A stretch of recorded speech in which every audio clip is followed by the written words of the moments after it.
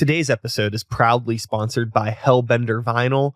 For those of you that don't know, Hellbender is a vinyl record pressing plant located right here in Pittsburgh, Pennsylvania, doing high quality, professional, top of the line record pressing, baby.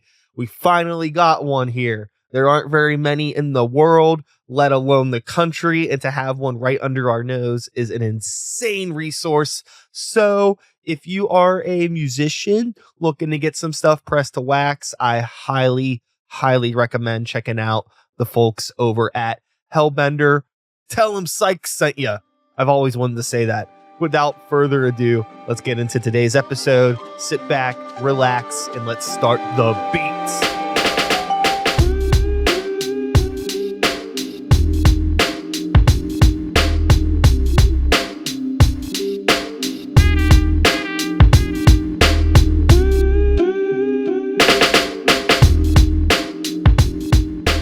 So, we are here with the one and only Ronnie Bars. Yeah, Myztery. Myztery. Something known. Yeah.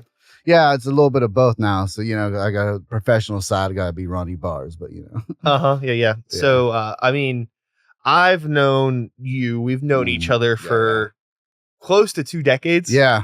At this point, which is kind of as insane. artists too. Yeah.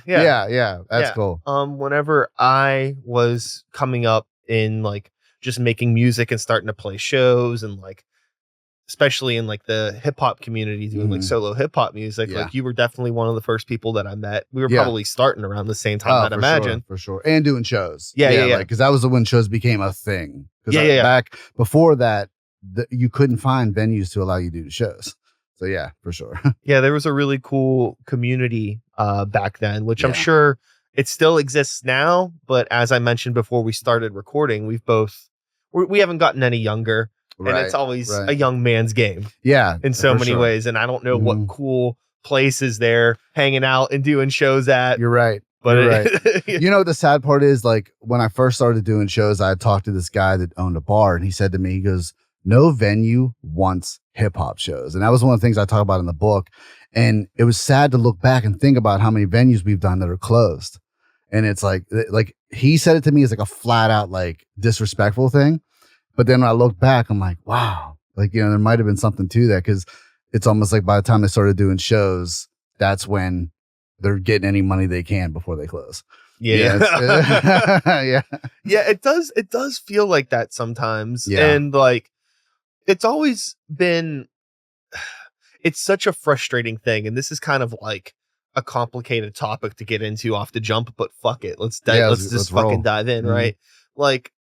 There is nobody just says hey, I don't want to do shows of a certain genre without reason. Right. And, I've dealt with it being in both hip hop bands and heavy metal bands. There's a lot of places that are yeah, hell no, we don't want to do that shit. Right. People throwing stuff. Yeah. And the thing is there is an opportunity for success in these markets because they're underserved. There's so many people that want to go out and support these scenes that are well-intended that could really help a business thrive. But there are just as many people that are into this kind of shit that are fucking delinquents. Yeah. Oh yeah. Yeah. Respect goes a long way. Yeah. And when you're dealing with new acts, especially, they don't understand respect right away because they're young, they're crazy still. They want to carry on to get their name known, but it's the venues don't want anything to do with any of that stuff. Yeah.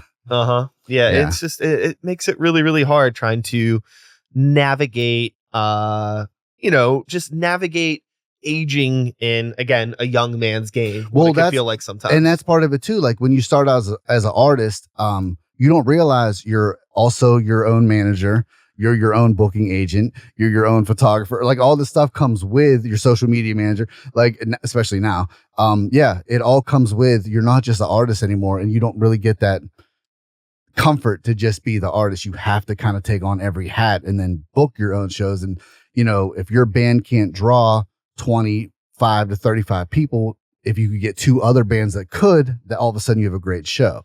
And, it's learning that too, what bands work with each other. Cause there was groups that we would do shows with that our crowds all knew each other. There was never a problem, and that was part of the formula of doing stuff, so I guess with that said, Yeah, I mean, I think there's a lot to be said about like knowing how to talk business with business people yes, to, you know, hopefully, I don't want to use the word convince, but, you know, strike a deal with them selling. to give you a chance. Yeah, To like, yeah. you know, like, hey, please, like, I know that there may be some other people, or maybe you've had a bad experience, or, Yeah. but Uh, that's not what this is going to be. Exactly. And with that said, like what I used to do personally, it was I would go and talk to the booking manager or the bar owner, whoever was in charge of that decision. And I would explain to them two things. I'd say, number one, I am an LLC and we're like a traveling circus and we've never had a bad strike against us. And, you know, because all the bad karma that comes with doing shows and stuff. And then the other thing I would tell them, or another trick that I had, it was also in the book, by the way, I would go, say I wanted to book a Friday night, I would go there on a Friday night. And if I'm looking around and there's 8 people there, I'd say, hey man, I could bring like 100 people here. Yeah. You know what I mean? And easily, you know, and that would right away get their attention. And I would do it in a way where you don't have to pay me nothing. Just give me the door. I'll take care of the DJ. I'll take care of the doorman. I'll take care of everything. Just allow me to make the money from the door. And that would, people, oh, okay. Like, I'll give you a shot. After the first shot, then they would call me and go, hey, when can you guys come again? You know, so that was part of the trick. Yeah. For me. Yeah. I mean, that's the business thing. And I think that there's, when like you're coming into this world and you don't know how everything works, I think it's real easy to take for granted how much work it takes for it to work. For sure. And it ain't all just like hanging out with your friends in the studio, smoking weed, drinking, cutting up, talking to girls, whatever. Like, you might get a little bit of that, but it's a lot of chaos. It's a lot of chaos, but like dorky chaos. Yeah. Type like very like almost like metaphorical, like suit and tie, handshake business. I never got to be the person in the group that was the fun guy.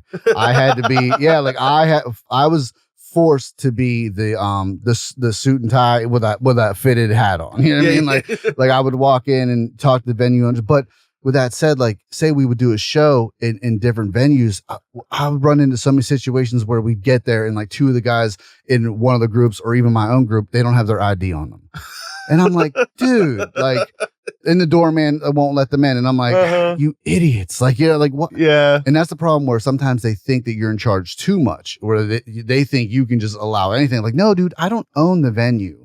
You know what I mean? Like, so we'd have to go. The liquor license doesn't have my name on it. Yeah. That's what they you start gotta believing. have your ID. But this is your show, bro. Like, no. There's still laws, you know? Yeah. Yeah. Like, so yeah. And then I was, I guess, forced to be the disciplinarian too, where, you know, they look at me where I'm yelling at someone and it's like, I don't even get to just show up and have fun. I'm yelling at someone, you know, for not having their ID on them. Yeah. Stuff like that. So yeah. Well, hey, you know, all of these years later, we are still out here doing what we do in evolved ways, we could say. Maybe it's not exactly the same, but it's evolved. No. Yeah. It's not the same because back then I wanted to do a show every weekend. I did 2 and 3 shows sometimes on the weekends. I would never consider that now. Another thing I'm realizing I'm starting to do now where it's like, I'll book it shows earlier. So like instead of the 9 to 2 a.m., like, which it used to be, right? I'm like, let's do like 8 to 11 show, like, and stuff like that. Like I'm realizing I'm even getting into the idea now. Let's do an all ages show. Like back then, I probably wouldn't even wanted to do one. You know, I did a couple, you know, like the different shows that were all ages, and I had no problem with it because I just wanted any show I could get. I was just so hungry to just get out there. I really felt like every show was like someone could see you. You never know where the opportunity could lead. You know, I bought into all that, and I just wanted every opportunity. Now I'm like, let's do like one show every 2 or 3 months. Yeah, I've kind of eased up on the mindset, you know, of really getting out there and fatiguing people, making it where they're like, you know, your own people, they want to support you, but they can't be there every week. Yeah. You know what I mean? And I've learned that too. So. Yeah. And if you can like put more attention into less shows, like really like curating, like, oh, like this venue is going to be really good, put extra juice into it rather than just doing any show anywhere. Right. You know, and like the one time, like maybe like you've been trying to get like somebody like for whatever reason, maybe it's kind of important to you for them to come out and see you. Yeah. And like, they're like, you got like 6 shows coming up, and they decide to come out to the one that like you didn't really give a shit about. And now all of a sudden now it's like, how do you look now that this person's pathetic there? Where versus like if everything you do, you take extra time to make sure it's like a showcase that's a proper representation of what the fuck you're trying to do, right? Then you don't got to worry about stuff like that. And another thing I learned too back then, especially, was like when we would perform, a lot of people would get on stage with us, and at the time we thought it was cool. We looked like, there's like 20 people on stage with us, and like, but then I would learn. Like friends of mine would say, hey, like my girlfriend came to the show. She said she liked you guys, but she has no idea who's who and who's in the group and who's not. And I had to learn that, like, oh, okay, like maybe having 20 people on stage is not a good idea. But now how do you stop it? Yeah. Like, so, yeah, it's. I think a lot of that comes from, you buy, whether it's intentional or not.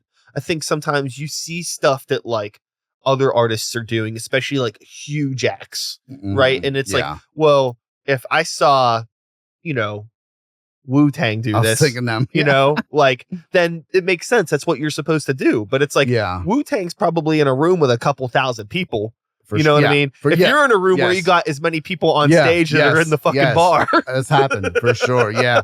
And it's confusing. Exactly. And as long as the cameras just go towards the stage, you're okay. The second the camera turns, you get exposed real quick. No, that too. And like that, like I was always a fan of Bone Thugs and Harmony. Like there's like my favorite group, but like they would go on stage and there'd be like 100 people behind them. But it's also because you got different people, different entourages. They all want to be a part of it. And, I think now they've gotten where like now they just kind of have them on stage. You know what I mean? Like, yeah. Even they've backed, like not now. You know what I mean? Like it was funner then, Yeah. So now another thing that we are that, it's been sitting there. I'm curious if like, 17 years ago when we were like standing outside the Shadow Lounge together or something, if we would have been like, hey, we're going to be on a podcast in almost 20 years talking about a book that you wrote. And still talk about music. Yeah. No, you know what? So that was the thing. So when I started in the book idea, my number one goal was just to get it done. I never talked about it to nobody because I didn't want to be something where like he always says he's going to do something and he didn't do it, So I wrote the whole book without no one's help, and then when it was done, well, not even seeking advice from anybody. I had people mad at me like, you could have asked me what I thought. I'm like, dude, it's done. Like, just read it and enjoy it. It's my story. How can I ask you for advice? Yeah. You know what I mean? Like, and I wanted the book that I wish I had when I started. That's what I wrote. The book is like learning about, like, because I've dealt with so much bullshit too, that I wrote about a lot of that too. Like things that if you were starting out, you might not. I've even already had people text me like, dude, I never thought about this page and that page. And it is kind of helping some people, like where if they're just getting into shows, or because I got some younger dudes that got younger brothers and stuff like that, like it's helping them, like, and so, yeah, it's the book I wish that we would have had starting out because we didn't know what to do. We were just going, you know what I mean? Like that's what we were doing. Like, so that's what I wrote, and even learning like with the shows we were doing, I had to learn the hard way, like winning a show didn't mean anything. Like them offering a prize doesn't mean you'll receive it. I never received shit from the shows that we won. You know what I mean? Like, oh, you'll get this, the grand prize. Never received anything. It's always been a lot of fluff. Yeah. Not 100%, but a lot. Like, I remember like multiple times like doing like beat battles and stuff. Yeah. And people being like, I wouldn't win anything. You know what I mean? There's so many great producers, but people would be like on stage, like, I'll buy that beat off you, whatever. And it's like, you're just trying to talk on stage, like that you want to throw money around. Right. You never fucking hit me up afterwards. They don't follow up. When they asked me, because I produced too, and when they asked me to do the beat battles, the ones at Diesel and stuff like that, I was like, if my group can perform, I'll do it. That was the only way I would do it. And that was like my standstill. And I didn't do it because they're like, it's all, but I think that's my mentality was like my group first, then everything else. You know? Like I said, it probably held me back in some regards. Cause another thing too, I'll say, once I learned that we could do our own shows and book our own venues and do things our way, I was no longer, like you said, I wasn't really involved with everyone the way it used to be, where like, you'd have the shows with everyone else. it was kind of like we were running our own shows, and I felt like there was like a disconnect now, like where I wasn't around the same artists that I used to be and talking to them, having the same conversations. Like it felt like there was a like we grew apart a little bit. Yeah. And I didn't do that intentionally. It was just because it was just business. Not major business, but just our own business. You know what I mean? And yeah, I felt like there was like a disconnect when that happened. Yeah, I think that too. I mean, like one thing, like, 2 decades will let you know like who was really about it and who was just kind of in it for a little bit, which I get. I mean, it's not easy to keep up with this stuff depending on your personal situation. People have wild jobs, people have families, people have this or that. It's like, I got a lot of that stuff. I still do this. Right. But I get for some people, it just gets overwhelming. For some people, it's not about like exclusively just about like, I don't know. I think for some people, it's like they always need more, or they have some bigger picture of what this is going to be. Right. And like going back to like the business work, you got to behave well. You got to show up on time. You got to bring your fucking ID, that kind of stuff. People are like, man, fuck this. I mean, I've had DJs show up to shows and they're calling me outside the venue. Ron, I don't know how to hook my stuff up. I'm like, aren't you the DJ? Like, what are you talking about? You don't know how. And then I'd show up and dude, you got to go in the line in. Like, that's all you had to do the whole time. Like, just stuff like that. And like, yeah, like you have to be mentally prepared to be that person. Like, I wish I would have had that person. You know what I mean? Like, I had to become that person. And even like your stuff, like this all the technical stuff you have, like, I'm like, dude, I'd be so lost. Like, I'd have to learn it real quick. And then I could do it. You know what I mean? Yeah. But once I learn it, but if they don't bother to ever learn anything, they just want to smoke and have fun and rap. That's all they are. Yeah, I mean, that's cool, but that, it just it's temporary, it just, and the thing that I don't know if, you mention anything about this in the book or not, but like the concept of just like being like brutally aware of like who is in your friend circle sometimes, like that you're also working with. Because like, I mean, there's people in my life that are good people. I wouldn't say that we're bad people, but having them involved in my creative things definitely held me back. Yeah. Because they weren't about it in the way that I was. Yeah. But I was just too young I just didn't realize it at the time. Yeah. That like, having those types of people around that aren't really serious can actually fuck you. It can. It's a hard thing to do when it's like they're your boys. Right. No, what's funny is my brother and one of my closest friends that since I was like 11 or like 12 years old, whatever, they don't care one bit about my music stuff. For $1 million, they probably couldn't name you 3 of my songs. And it's probably because like they just want us to be friends and they just want us to hang out and like, but like that wasn't what I was on this other mission. So they, you know what I mean? Like, like they're in my circle, but they didn't really care. And like, I guess it does bother me a little bit, like that they never bought in or they never even cared. Well, honestly, I mean, that's better than like having people that like pretend to care and pretend to be in the circle and then hold you back while you're hanging on to them because you think that they're about it. And you know what? They're the first ones to call other people self-servers. I've dealt with this recently, as a matter of fact. Like the people that are holding you back and like you said, always acting like they're a part of this and they're supporting you and they're trying to help you. Yeah. Because they actually push other people away. And, it's kind of like when you own a local bar and you have 2 people constantly sitting at the bar, but they chase away the potential customers. It's like you can't allow those 2 people that are regulars to ruin it for everyone else. And it's like that.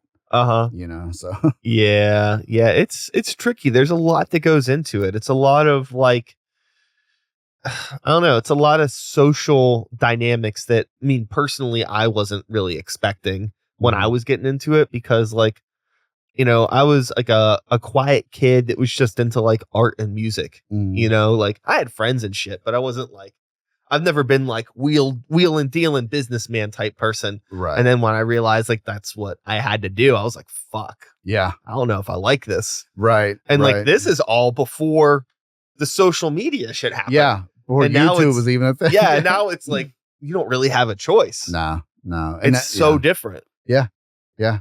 For sure. Even like with this show, it's like, you film the show, now you got to edit and everything else. And I don't know, maybe you don't have to, but like with the one I'm doing, I have to edit everything. There's a little bit of editing. Yeah, it's a nightmare. Yeah. But yeah, like everything you do takes time away from your other stuff, and and you can't do too much because eventually it'll start to control you. I mean, you don't. Being creative comes at a price. You know what I mean? It's like I said, taking on too many ventures, all of a sudden you need to take time out now for post production. It's not all about the pre-production. The pre-production phase is exciting. You know what I mean? I'm sure you've done that where you're up at 3 a.m. and you have this idea that you're like, oh my God, well, how did I never think of this? This is what I'm going to do. That I still get that once in a while where I'm like, that's the worst for me. It's like the creative phase of like being excited about a new idea.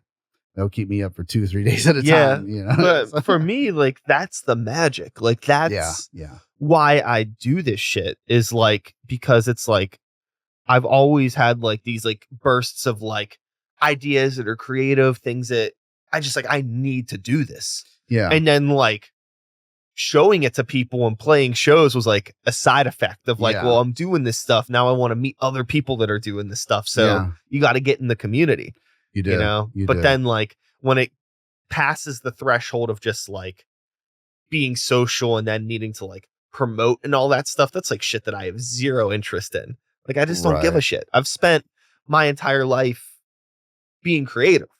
Yeah. And it's like the only way I can make promoting interesting is if I find a way to make it creative. Right. Which you can do. But I mean, guerrilla marketing stuff like that. But it's still like, fuck. Like, yeah. It's how many, it's just like, it's so hard because it's like everybody is bottlenecking to the same few social media platforms. It's not like, like YouTube was cool when it first started because it was a lot more just like underground creators. You didn't have like every fucking celebrity doing shit and eating up all the view space. Yeah. And then like when MySpace had like MySpace Music, that was cool because these are places where it's like, if people were like, I'm into music, I can go here. Yeah. Now those places don't really exist. No. You could tell me like Bandcamp, SoundCloud or whatever, like they have small. I don't even use them. Yeah. I mean, like everybody is on some meta shit. Yeah. For the most part. Yeah. That's it. Sure. Meta. It's all a monopoly. And like Google and Meta. And then it's like, you can put all your stuff that you want out there, but you're competing with Coca-Cola and Disney and all the other shit, you don't have everybody's fighting for attention. You don't have the budget. And same thing with Spotify now. It's like the major labels just control Spotify. Oh yeah. And they control the playlist and they control, like there is a monopoly for sure. And recently, actually, I used to own a vape shop on Camp Horn Road. I used to have a like page for it. The problem was I did it under my main page. Like I would do any other like page for my mystery and sneak page, for my mystery page, track addicts, all the stuff that we were doing. I started a clothing line too called The Baddies. It's a gothic clothing line. Well, here I get flagged over having the vape shop. They shut down everything. All the hard work I've done for all my, like begging people to like my page. You know how it is. Oh, like our page. Please support our page. Because of my IP address, Meta shut down everything. Like over a vape shop that's been closed since COVID. Wow. And like that just happened to me in October. It actually happened to me on Halloween of all things. Like it was the day I couldn't log in. I'm like, what's going on my phone? Like, I'm like, I'll log out, log back in. All of a sudden it's like, your page has been temporarily suspended. I do the appeal, banned. I'm like, and there's no one to talk to. Who do you talk to? You know what I mean? I tried emailing them and stuff. And recently I tried signing up for a premium account or whatever, the verified account. And I emailed them like my whole story or whatever. I'm like, I'm being like wrongfully terminated, all this hard work that goes into building these relationships. And not to mention like my page, like I have conversations with people that passed away that I'll never see again. Like there's all kinds of stuff that goes into it. Losing your page. I lost my page. It's like devastating in a sense. You know what I mean? Like now I have to start over. And it's like you said, like, are we starting over? Are we in the phase now? We're starting over. Like it's bad enough already. Yeah. Starting over is just another nightmare.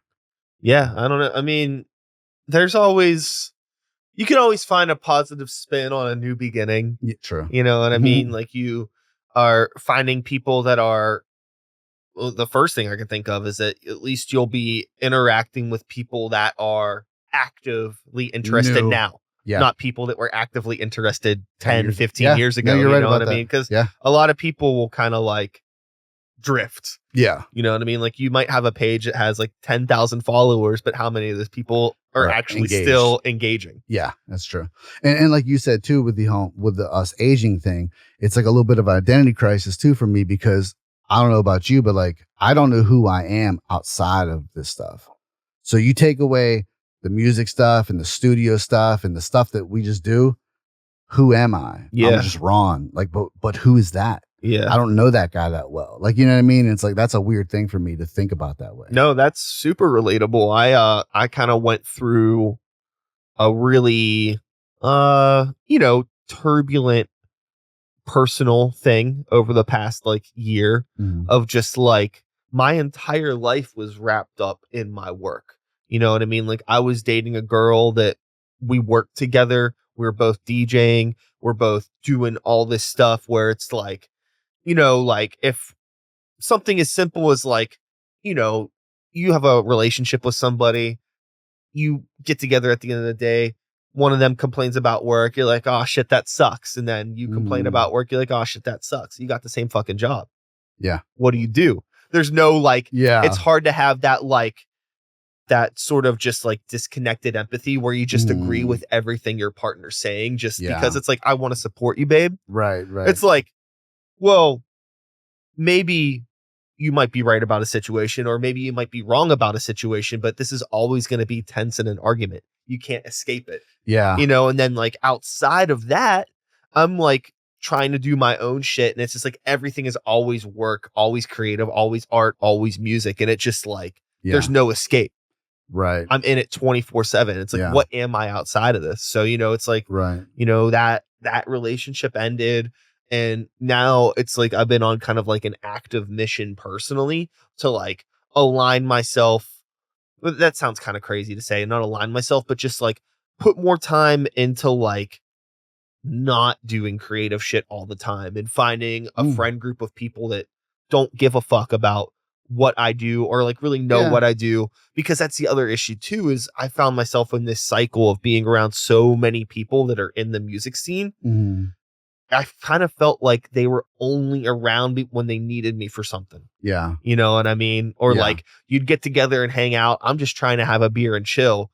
10 minutes later, it's like, oh, I got an idea for a show, or I got an idea for this or that. And you're always talking business. And it's like, I like that, but it's also nice to just be like, yo, did you see this movie? Yeah. Or like, talk nerd stuff. Like just like basic shit. Yeah. Talk new toys that are coming out. Yeah, whatever. No, my worst nightmare is when I'm in a crowd of people and someone walks up within like an arm reach of me and they're holding a phone towards me to play me their new song. And I'm just staring at them like, oh, like, please, I'm clicking my heels together. Like, just take me home. Like, I don't want to be here. Yeah. It's tough because it's like, you want to support people and like, I want to like, because like I still care so much about this shit, but it's like I gotta engage with it on my own time. Yeah, like people will like send me a link to something like, hey, check this out, this thing that I did. It's like, I'm like, yo, it's like, I'm not gonna listen to this until I'm actually like in the mood, and don't take that the wrong way. Yeah, it's like, if you're sending me this and you want my opinion, I want to give that to you, but it might take me a few days to actually sit down and be like, I'm in the mood to listen to this. Oh yeah, rather than like, it's like, what do you want me to do right now? I'm in like the fucking parking lot of Target, just like, carrying paper towels and toilet paper. Like I can't digest your art right now. It's so funny what you're saying, because I have a friend that's a DJ, and he's actually a major DJ for but he does weddings.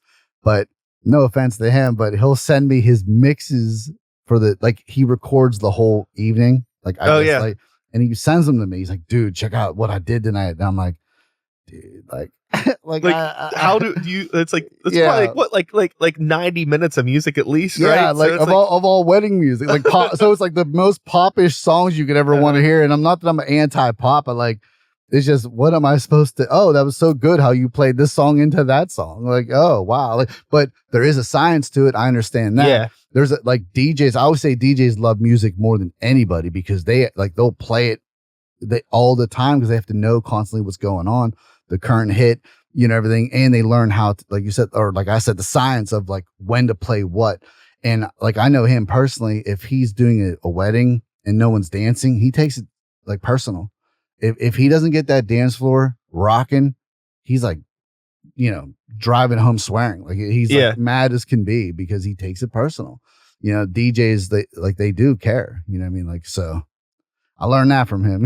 Yeah. It's tough. You just need to, I don't know. It's like, it's all a conversation of like inner peace and like, where is your happiness? Yeah. I think a lot about my time happiest as an artist was probably around that time, like when we would have first met, when I didn't fucking know anything. Right. Ignorance is bliss. It is. And I like try to just like approach everything that I do now with that same mentality, but not being ignorant. Like I'm aware of the way the world works, and I'm aware of like what I need to do to get people to come out to shows and shit like that, but just try not to sweat it so much. It's just like, it's so funny when like, back when like I recorded some songs, got them on a CD, got like a couple stores to put that CD in the store. Yep. You couldn't tell me fucking shit. I was on top of the world. You made it. It's like my CDs buy the fucking Linkin Park CD or whatever, I did it. And now it's like, I remember when the CDR first came out, I was like, I am a fully functional record label at this point. Like, I will press whatever I want when I want. Like, it was, we were going from analog to, which would have been digital, you know what I mean? And I remember us trying to figure out the levels and, trying to make sure that tape didn't have that hiss to it on the CD. There's a lot to it. But because that was right before when I grew up, I didn't really grow up with like computers and stuff. Not necessarily, I didn't really have them around. Like I didn't even get my first computer until I was 26. So it was like when I first got it, that's why my first email address was Myztery 2K6. You know what I mean? So once I learned the software and all the stuff you could do now, now there is no limit. You could do anything now. You know what I mean? But now it's hard to create because even though opportunities are endless, sounds are endless. Oh, sure. It's the option paralysis issue. It's like the same thing. You go on Netflix. You're like, what the fuck am I going to watch? You can just scroll forever and find nothing. Yeah. And like when you're like trying to make music now, it is so accessible that like it takes a lot of patience and discipline to kind of focus in and be like, these are the limited tools that I have. I think like you can still limit yourself digitally. It's just you need to have discipline with it. Going back to like when I was starting to make music, it was like all I had was like one little beat machine and one little keyboard. What beat machine do you know? It's the Korg Electribe ES1. Nice. I still got it fucking sitting over there. I gotta see it before I leave. I remember we started with the Boss DR5 and then I went to the Boss 202 and then to the Triton and then it kept going from there. I still have a lot of like I even have like my over there. It's not plugged in, but it's my first computer I ever recorded music on. Nice. Yeah, I got it when I was. So there's like a museum of psychs right here. Yeah, definitely. The computer does still work, but it's like it's just a Windows 98 tower. You were making it work, right? And and happy as could be doing it. Yeah, definitely. It was great. We did it, and I think that like I still produce music in a lot of those same ways where it's like I don't use too much software outside of recording. You know what I mean? Like I don't use like a lot of like digital programs or digital synths and stuff like that. I still have a lot of hardware and I like to use it. That's just how I started. Right. So to me, that's just how I operate. Yeah. I prefer like the hardware, keyboards, stuff like that. Now I'm getting into using. I have the new Akai drum machine, and I have the I have the actual machine. Yeah, but I haven't really used it yet. Like it's there. I have it. I've played around with it a few times, but I haven't really dove into it. I have used the Native Instruments machine for a while, and I really like the software.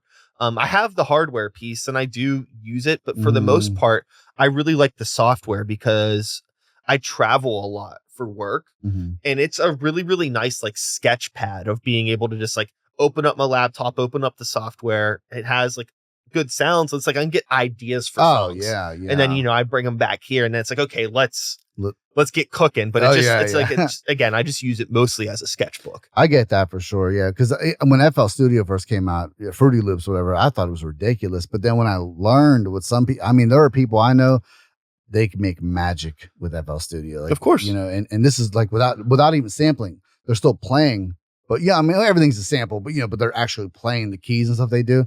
And man, amazing stuff with FL Studio.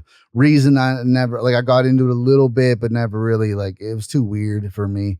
But I probably would have been great for anyone else. But just for me, I was like, But I think it's because I'm used to the Triton. Like the Triton was actually my favorite one because I've probably made hundreds and hundreds and hundreds of beats on a Triton. Everything else is like 50 each, you know what I mean? And then I'll keep going, but I haven't sat down. I used to sit down and make beats for 6 hours at a time. I have not done that in I don't know. Yeah. No, I couldn't fucking. It was my whole day. That's all I cared about. You know what I mean? Now, can't even name the last time. Yeah, it's wild. I got so caught up over the past 10 years being way more involved in playing with bands and writing music with bands. Mm-hmm. So it's we have our dedicated time where we'll get together and have a writing day or a rehearsal day. But me just sitting down and working on music is kind of rare. I have been putting out some solo stuff. But all this stuff that I've been putting out is shit that I wrote almost a year ago.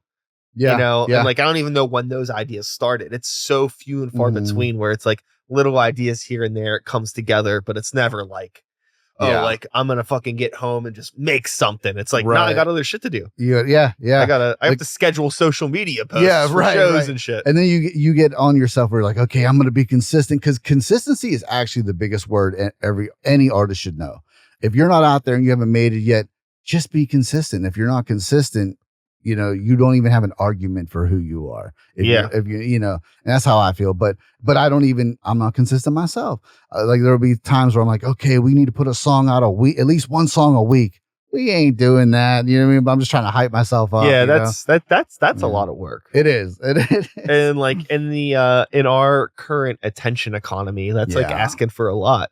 Yeah. It's funny. We were talking about your DJ friend that's yo, check out this mix. That might be almost 90 minutes of music. It could be more, it could be less. That's still a lot. Yeah. Oh yeah. And it's hard enough though, as an artist to be hey, I put out a song, give me 3 minutes of your time.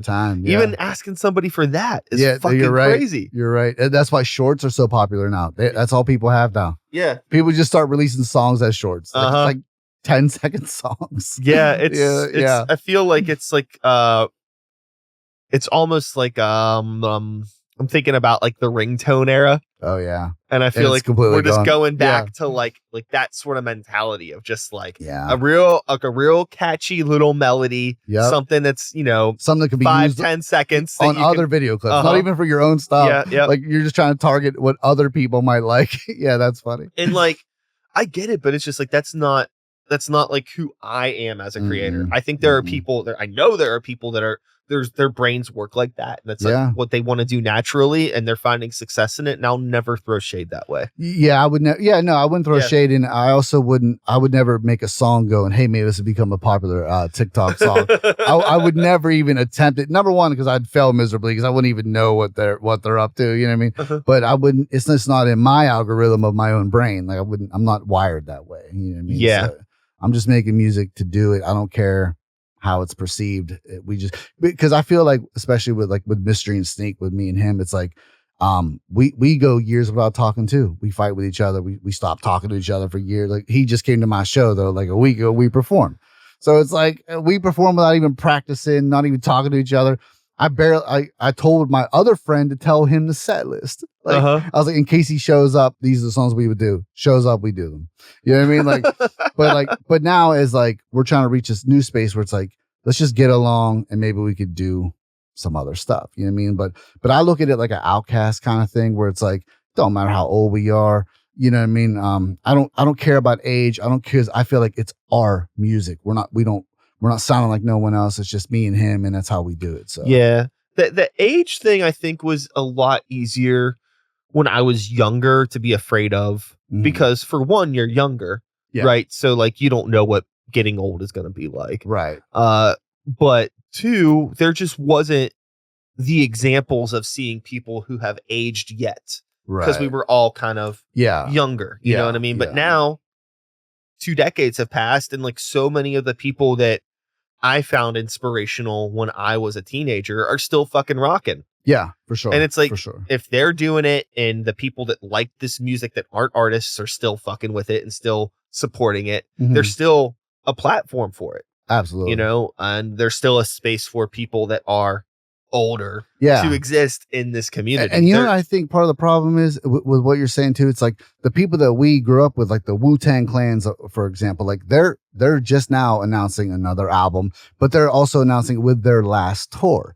And it's like, why do you have to pitch it as your last tour? Why not just a tour for the album? You know, if you guys are still alive in a couple of years, there's going to be another tour. That you know the answer. Yeah, like you fucking know the answer. That's 100%. Business. Yeah. Oh, yeah. It is. But like for sure. But I think it, like, for me, like, it's like, damn, I hate to hear it like that. Like Bone Thugs and Harmony, they announced they're going to do their last album. Why? Why does it have to be? Why do you have to announce it as your last album, even if it would be? I personally don't. I hate hearing that, but maybe because my younger self doesn't want to hear that. Well, yeah. I mean, that's, you know, when you're dealing with, again, the attention economy, you know, how do you get people's attention? Scarcity. Yeah. You know, I mean, we're talking back pandemic. There ain't no toilet paper. Yeah. There ain't going to be another Wu-Tang tour. That's what we're doing, you know? So everybody's going to flock to these metaphorical shelves to get to scoop up tickets because this might be the last time I can ever buy toilet paper. Right. For sure. That's how you get people. Sure.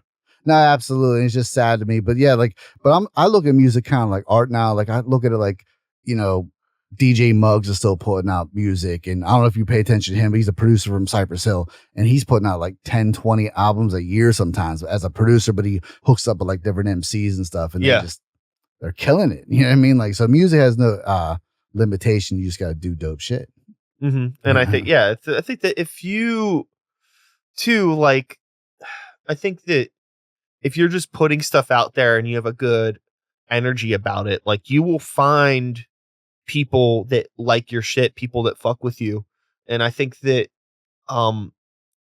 pay attention to like the people that are like listening to your stuff and engaging with you, and don't discount the people that maybe you aren't expecting to like your stuff. Cause I think sometimes it's easy to be like, oh, like, it's like, sure, like these people came out to my show, but I'm really hoping to attract this certain fan base. But if you're only trying to, that might not even be the group of people that like your stuff. You never really know like who you're going to resonate with. You know what I mean? Like, I remember like starting out thinking like, oh, like I'm in this like kind of like nerdy backpack hip hop type thing. And like, that's the kind of crowd that I want to try to market to. And it never fucking worked out because those people didn't give a shit about me. It ended up being like the weirdo rock and roll kids and stuff like that. And I was like, okay, I mess with hip hop. I was like, this is more my thing. And you had to like pay attention to that.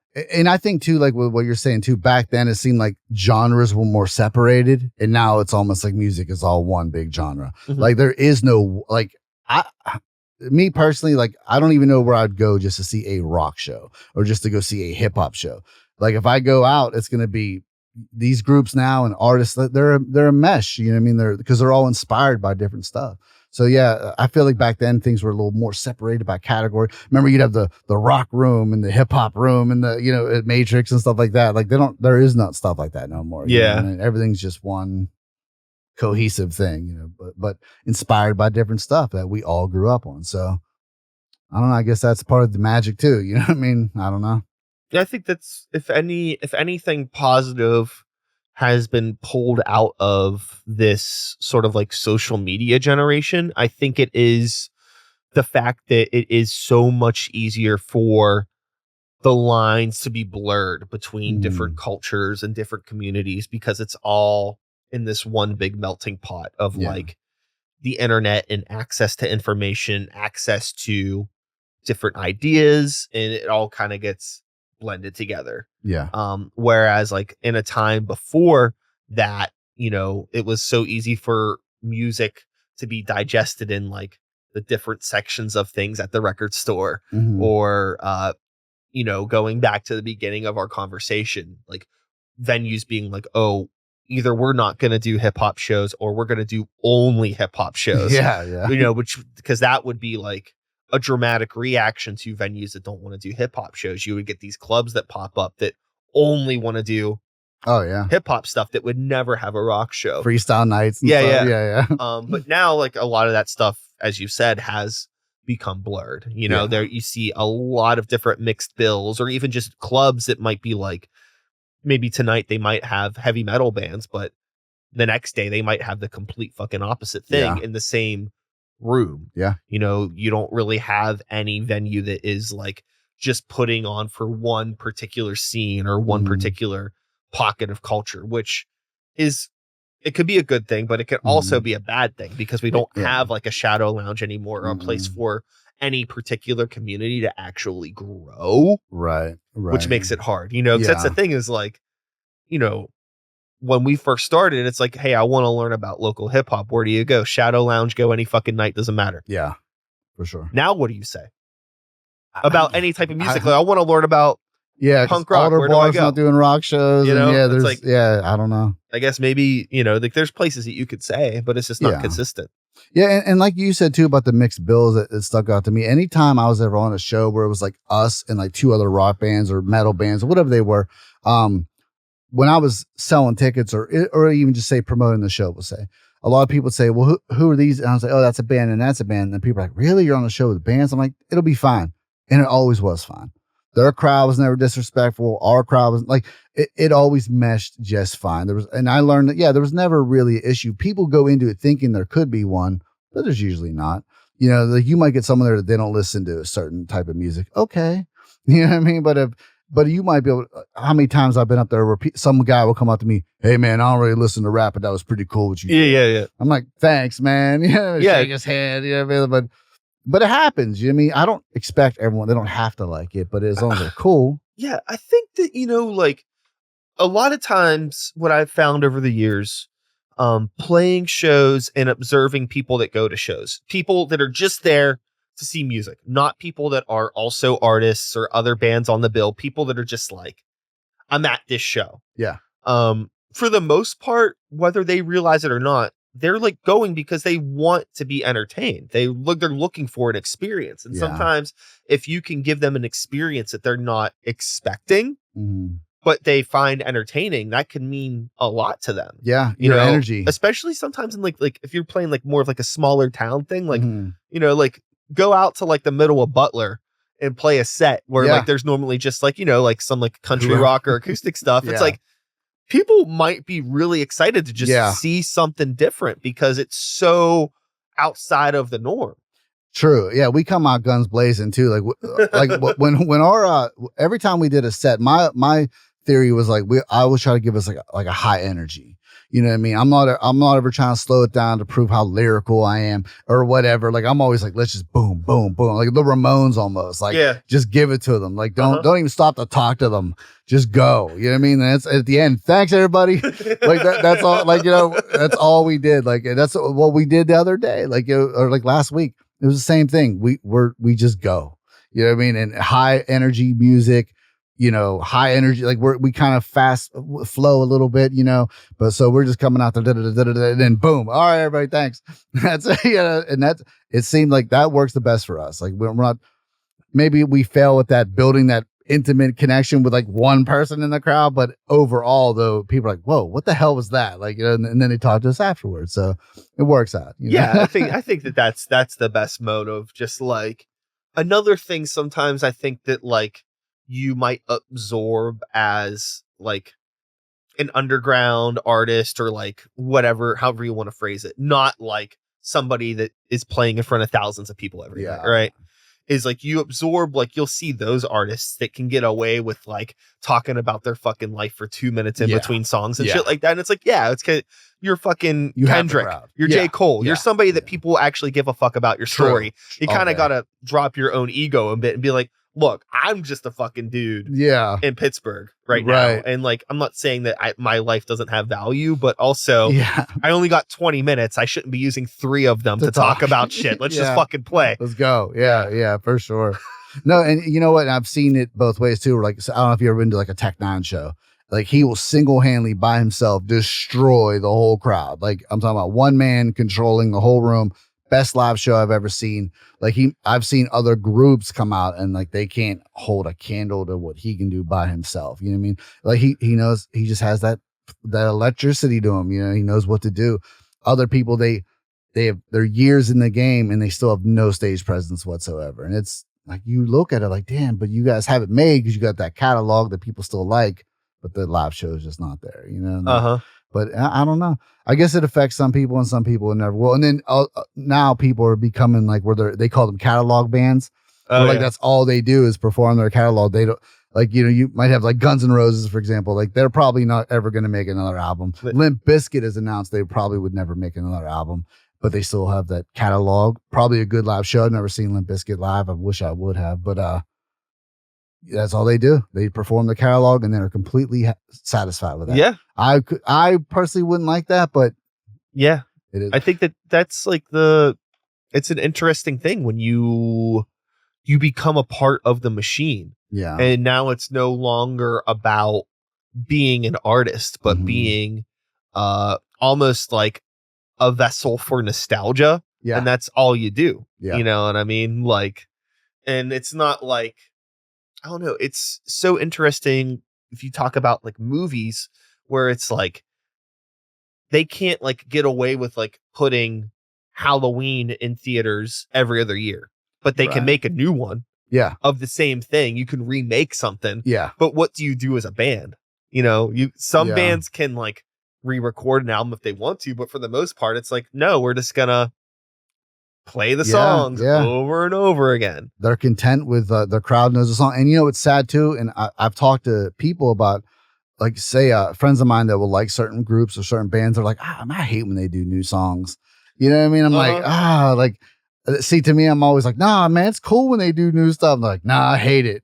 Well, like, I mean, a lot of people don't like change. You know what I mean? It's like, you know, my equivalent to that is like, it's like you go to a restaurant and you get the same fucking thing every time you're there. You know what I mean? It's like, I know that I like this burrito from this restaurant. And if I'm going to that restaurant, all I want is that fucking burrito. I don't give a fuck about your new specials, what you may have added to the menu. I don't fucking care. I'm guilty of that. That's how people are with music.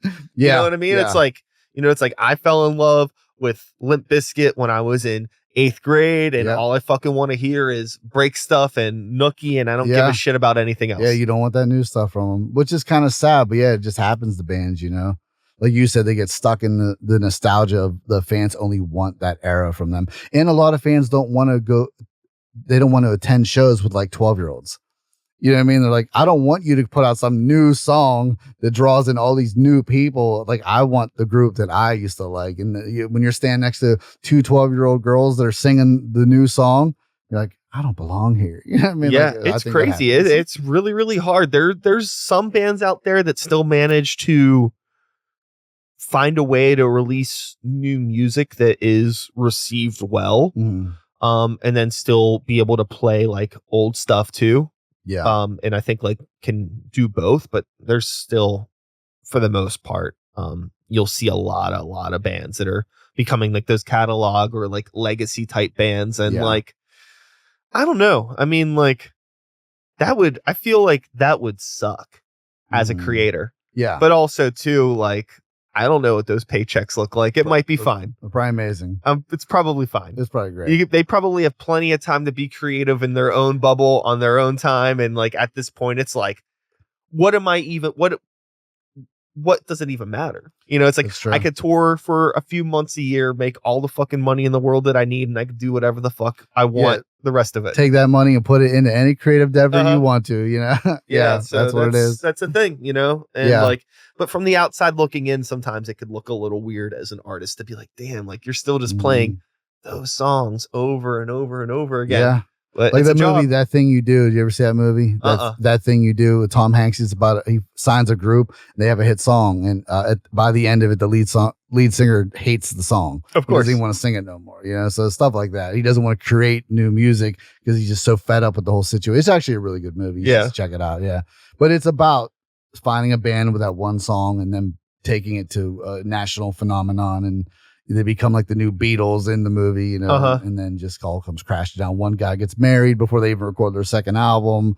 You know, one guy joins the military. Like it just, everything comes crashing down. Yeah. You know? But that's how fast it can happen. You know, one song can take people to still making $5,000 a week performing like the one song they're known for. Yeah. You know what I mean? Like, so you add that up, pretty nice. Yeah. Yeah. So definitely. yeah. And maybe some people, I always think of songs like, what's that song? Funky. Everybody clap their hands. Like that one song, when they were recording that song, the engineers were like, oh my God, like what is going on right now? Like I always picture the engineer being like, dude, what the hell am I recording? And this becomes like a national, like there will never be an event ever in history that doesn't play that song. You know? You know? So you just got to keep creating. That's my theory. Absolutely. So what is outside of this book? I feel like we haven't talked too much about the book, but the book exists. I'm sure we've discussed a lot of things that kind of So the book came out I think May 15th, and to my surprise, the first thing I noticed within like a few days was I got this notification. It hit 93 on Amazon. I was like, I'm on a top 100 at Amazon. I couldn't believe it. I'm like, this is insane. And I'm screenshotting and showing some, because I couldn't believe it. You know, like you figure Amazon has millions of books. You know, then all of a sudden it climbed again and again. It hit number 1.